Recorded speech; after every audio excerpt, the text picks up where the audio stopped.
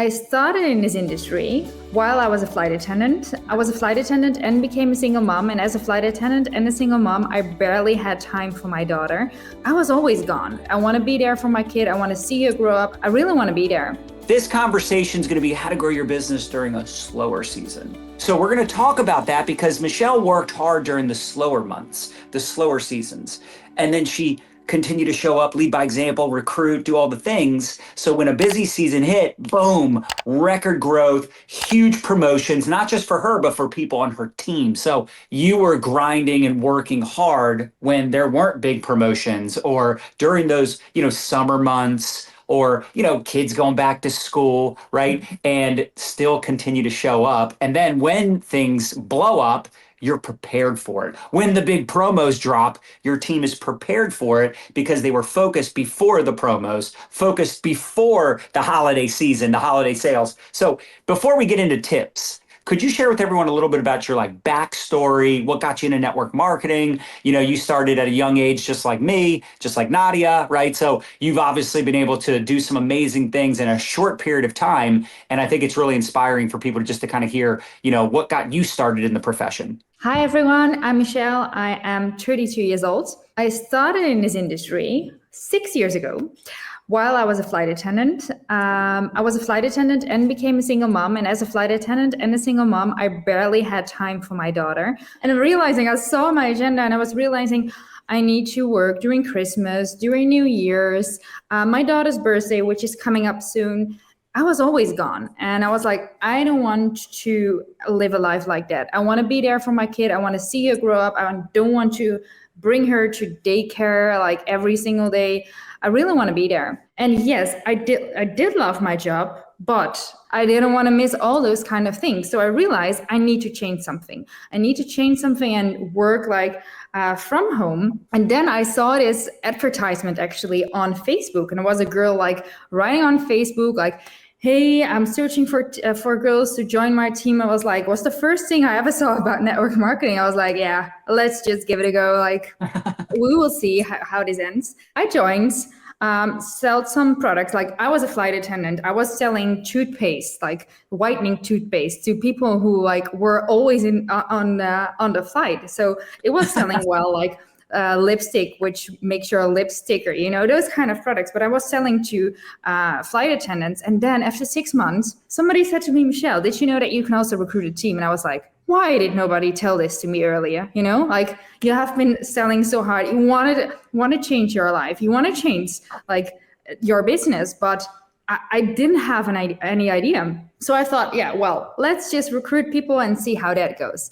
So I started out, recruited some people, but it was not like this immediately. So I had a paycheck, but not a big paycheck, maybe 200 euros every month. And then there came an event. In December, it was GoPro from Eric Ori. And I decided to go to Las Vegas. Wow. I was a single mom. I didn't have any money. I called my parents. I said, Mom, Dad, listen up. I saw this event where I really need to go to. So I borrowed money from them. Good thing, though, I was a flight attendant, so I could take a cheap flight to Las Vegas, thank God.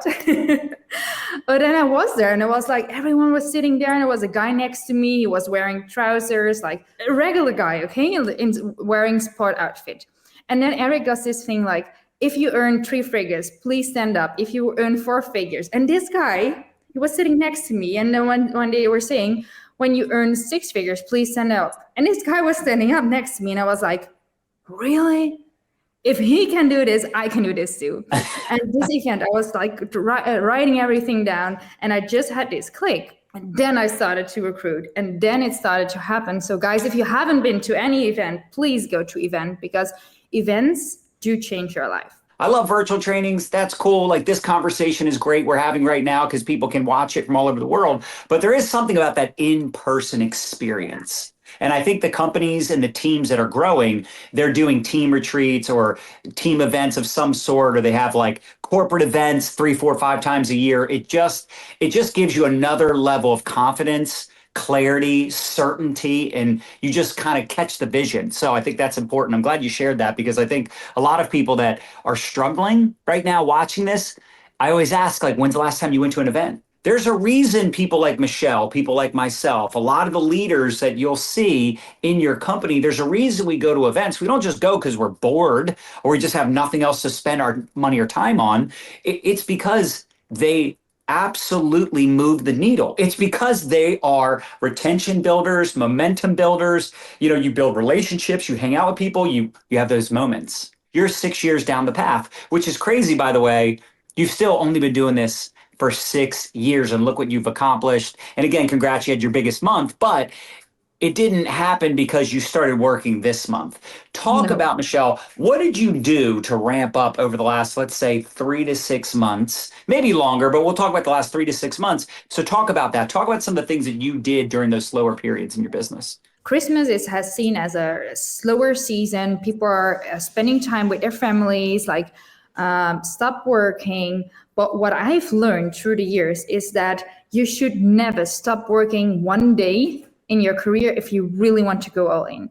And it's maybe not like working like 24/7, but you should show up every single day, because if you're not showing up, your shop is closed. And if your shop is closed, guess what? People don't buy. For example, if you go to a bigger shop, it's not closed during the whole summer. It's not closed during the whole Christmas. It's not because they're saying, yeah, people are out with families, we're not selling. No, you should start selling every single day, show up every single day. And when you have these slower days, it's people use it as excuses. You go into a Zoom call and normally there are maybe 50 people on a Zoom call, but right now there are 40 people. And they're saying, well, you see, there are only 40 people on the Zoom call. Or you go to an event and normally there's a room full of 100 people and now it's only 90 people. And they say, yeah, right, there are only 90 people now. But guess what? When there's less people, more people see you, more people see what you're doing. So I actually enjoy those slower days because there are less people promoting their products. There are less people promoting this business. So if you show up during this slower season, guess what? It pays out double or even triple. And that's one of the biggest mistakes people are making, is that they are slowing down, that they are not consistent. And we can have so many excuses, but we cannot make excuses and money at the same time. It's impossible. If you do now a lot of work, if you be there consistently, it will pay out in the next 90 days. But you need to keep consistent. And that's probably one thing that people are facing. Like, if I do this today, I work a lot this week, I want to see it immediately this week, but it's impossible. That's not how it works. You will see it and it will pay out in 90 days. So what you should do during this slower season is that you should show up consistently every single day and show your face, talk to people. And if you want to slow down, and if you normally talk to 10 people, well, now talk to 5 people, but you need to show up. You need to be consistent every single day. I want you to have a CEO mentality and think like a business owner. Michelle treats her business like a business, not a hobby. Clearly, that's why she's having success. But she shows up every day just like you would if you had a job, because hello, this is a business that can pay you a lot more money than a job. And you got to remember, it's not just the money. She said it in the beginning. She was a flight attendant and she wasn't home with her family. She was missing moments in her child's life. How many of you think about that when you're doing your video, when you're doing your follow-ups, when you're doing the uncomfortable stuff that it takes to be successful, and you're realizing yeah, I don't feel like doing this, or I'm not good at this, or I feel nervous or embarrassed to do this. But remember why you got started. It's not just the money, it's the freedom. And also don't remember the speed of the leader is the speed of the pack. It's like if you're running, your team is running with you. Maybe it takes a while, but they're getting to run with you. If you're crawling, your team is crawling with you. If you're walking, your team is walking with you. So whenever you want big results, you should do big things yourself. You should show up. You should, I always saying, if you do not have the perfect prospect, you should look in the mirror, because are you yourself your perfect prospect? Are you consistently? Are you showing up? Are you respectful? Are you ethical? All these different things. If you're saying, yeah, I want to have a person in my team who is always showing up, who is there with Zoom calls, who goes to events, damn it, you need to look in the mirror first. Are you that person?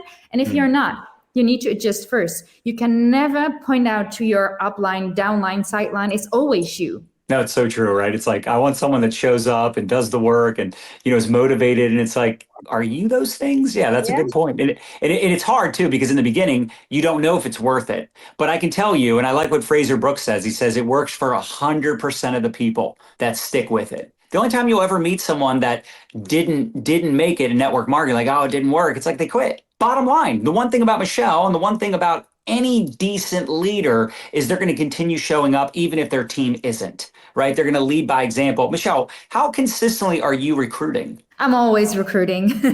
I'm always actually on the leaderboards because I want to see that to my team as well. I want to show to my team that I'm there as well. I'm recruiting. And what I always saying is, if I want to go next level, I cannot go next level with the same people. You need to have new people in order to go next level. If you do not recruit, how can you think that you can go next level? Because you expect it from your team, but not doing it yourself, it sounds really weird to me. So you should recruit every single time.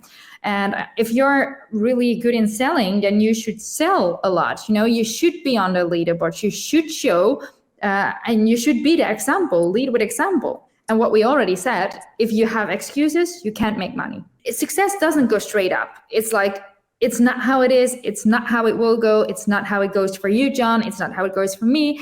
It's like, we need to be realistic, okay? It always goes like this, but it goes up. If you keep consistently posting, if you keep consistently in conversations with people. So I would really say, like, if you have a slow season, keep on crushing it, because you will have challenges, but those challenges, if you solve them, they really will change you. They will change the way you think. They will change the things that you do next time, and you will do it better. So from these challenges that you have, you will create really a better way of doing stuff. And through that, you will grow. So I would say if you have a slower season, like, use it to learn from it, and don't see problems as a problem, see it as a possibility to grow.